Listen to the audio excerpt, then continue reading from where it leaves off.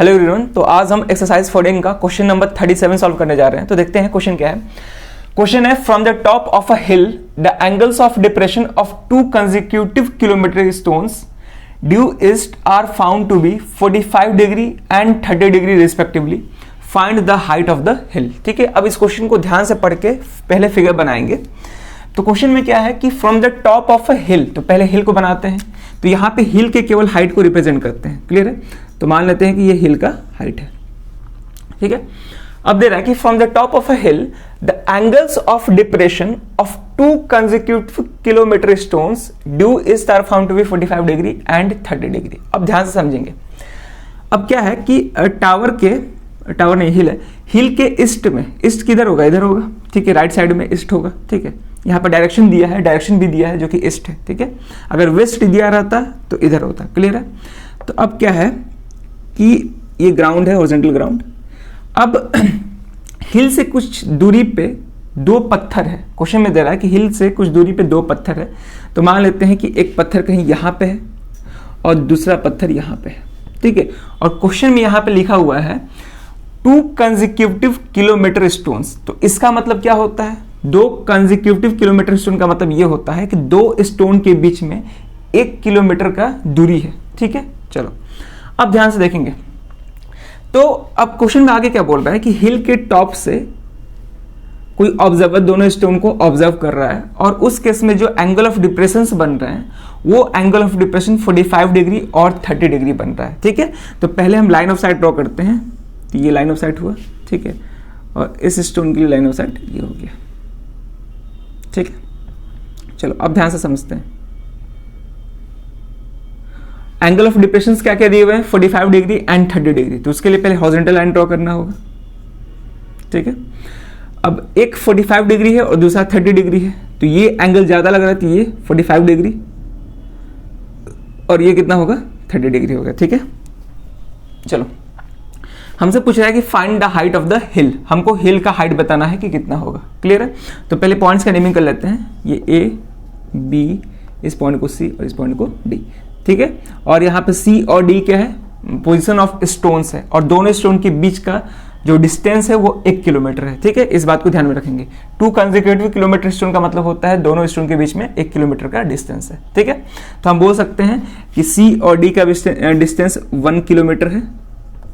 ठीक है, या फिर इसी को अगर जब मीटर में कन्वर्ट करेंगे तो 1 किलोमीटर कितने मीटर के इक्वल होता है? तो 1 किलोमीटर जो होता है 1000 मीटर के इक्वल होता है। ठीक है, इस बात को ध्यान रखेंगे। तो इसकी जगह पर हम चाहे तो 1000 मीटर भी लिख सकते हैं। ठीक है, यहां तक चलो हमको हाइट ऑफ हिल बताना है कि क्या होगा। तो मान के चलते हैं कि जो हाइट ऑफ हिल है वो h मीटर है। ठीक है, और हमको h ही फाइंड करना होगा। ठीक है, अब करते हैं। तो लिखेंगे let AB be the height of the hill। ठीक है, देन हमको क्या मालूम है? C और D के बीच का डिस्टेंस मालूम है 1000 मीटर। ठीक है, और यहां पे हम AB को H मान रहे हैं और मान के ये भी चलते हैं कि A पॉइंट और C पॉइंट का जो डिस्टेंस है, ऐसे तो पूछ नहीं रहा है लेकिन क्वेश्चन को सॉल्व करने में इसको यूज होगा। तो इस डिस्टेंस को हम x मीटर मान लेते हैं। ठीक है ना, A और C पॉइंट के बीच का जो डिस्टेंस है उसको हम x मान लेते हैं और हाइट ऑफ हिल को h माने। तो लिखेंगे let AB is equal to h metre और AC को x मान लेते हैं। तो AC is equal to x metre. Clear है? हमको क्या फाइंड करना है? केवल h फाइंड करना है, x फाइंड नहीं करना है। ठीक है, अब कैसे करेंगे ध्यान से देखेंगे। तो इस फिगर में हमको दो राइट एंगल ट्रायंगल दिख रहे हैं। तो पहले हम एक एक करके दोनों का यूज करके हम सॉल्व करेंगे। ठीक है ना, तो पहले हम छोटे वाले ट्रायंगल का यूज कर रहे हैं, ट्रायंगल BAC। अब यहाँ पे थीटा क्या होगा? तो ये एंगल और ये एंगल इक्वल होंगे अल्टरनेट इंटीरियर एंगल से। जस्ट वैसे ही ये और ये भी इक्वल होगा। ठीक है, अब ध्यान से देखेंगे। तो पहले हम लेते हैं ट्रायंगल BAC। तो लिखेंगे इन राइट ट्रायंगल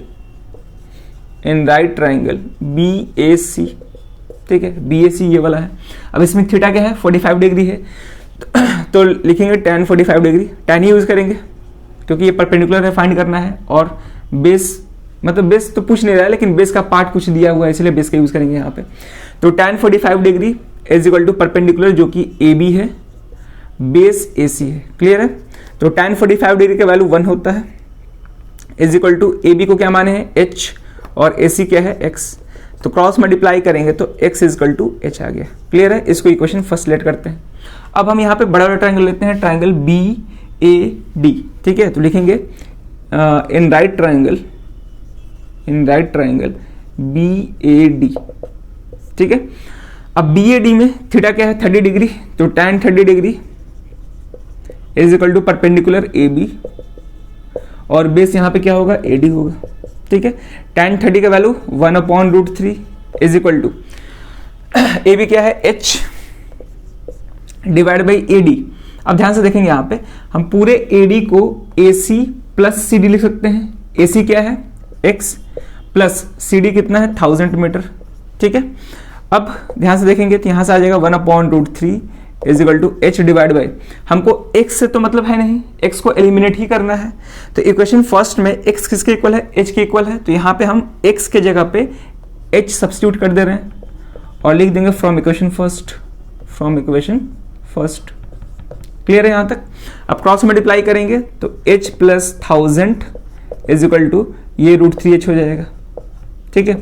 अब h को एक तरफ करते हैं तो इसको हम उधर ले जा रहे हैं, ठीक है, क्योंकि जब इसको उधर ले जाएंगे तो ये माइनस में हो जाएगा, तो इसी h को इधर ले जाएंगे तो हो जाएगा √3h minus h is equal to 1000, ठीक है।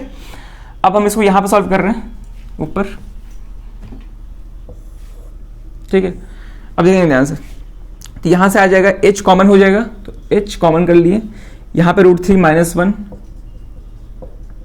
इज इक्वल टू 1000, ठीक है। अब हमको केवल h चाहिए, तो h इज इक्वल टू 1000, ये डिवीजन में आ जाएगा तो √3 माइनस 1। क्लियर है यहाँ तक, इतना मीटर हाइट होगा। अब यहाँ पे हम चाहे तो रेशनलाइज कर सकते हैं, क्योंकि फ्रैक्शन में जो डिनोमिनेटर है वो इरेशनल नंबर है, हम इसको रेशनलाइज कर देते हैं। तो जब रेशनलाइज करेंगे तो h is equal to 1000 divide by √3 minus 1। अब रेशनलाइजेशन में क्या होता है, साइन को चेंज करके ऊपर नीचे मल्टीप्लाई करते हैं, तो हो जाएगा √3 प्लस 1 डिवाइड बाई √3 प्लस 1, ठीक है। तो यहाँ से h आ जाएगा, ये तो हो जाएगा 1000 इंटू √3 प्लस 1 डिवाइड बाई ये a minus B into A plus B form का है, और a minus B into A plus B क्या होता है a square minus B square. a square का मतलब √3 का स्क्वायर जो कि 3 होगा, माइनस 1 का स्क्वायर 1 हो जाएगा, और 3 माइनस 1 क्या हम इसको 2 ले सकते हैं, यहाँ पे हम 3 माइनस 1 की जगह पे 2 लिख देते हैं, तो इसको कैंसिल करेंगे तो ये 500 हो जाएगा। तो 500 इंटू √3 का वैल्यू अगर हम 1.732 पुट करते हैं और उसमें 1 ऐड कर देंगे तो हो जाएगा 2.732, ठीक है ना। √3 का वैल्यू 1.732 है, उसमें 1 ऐड कर दिए 2.732 हो गया। अब हम जब दोनों को मल्टीप्लाई करेंगे तो मल्टीप्लाई करने के बाद जो आंसर आएगा वो 1366 मीटर आएगा। क्लियर है। 500 को 2.732 से जब मल्टीप्लाई करेंगे तो आंसर क्या आएगा 1366 मीटर आएगा, ठीक है। और h ही क्या था, हाइट ऑफ द हिल था, तो यहां पर हम ले सकते हैं देयरफॉर हाइट ऑफ द हिल कितना आ गया 1366 मीटर, ये आंसर होगा, ठीक है। तो हमसे यही पूछ रहा था कि find the height of the हिल, ये समझ में आ गया, ठीक है।